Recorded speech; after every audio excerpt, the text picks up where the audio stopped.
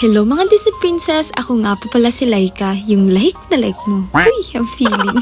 Napakasaya talaga ng babae na to for today's video. Kasi sino ba naman ako? Ako lang naman to. Dito guys sa Tinoray, I am so very happy and grateful kasi hindi ko in-expect na may magpapadala sa akin ng libreng gitara from Heartstrings. So ngayong araw samahan niyo ako dahil excited na talaga ang Disney Princess niyo i-unbox ng gitarang binigay sa akin ng Heartstrings. At sobrang happy ko talaga dahil nagustuhan ko yung kulay na napili ko.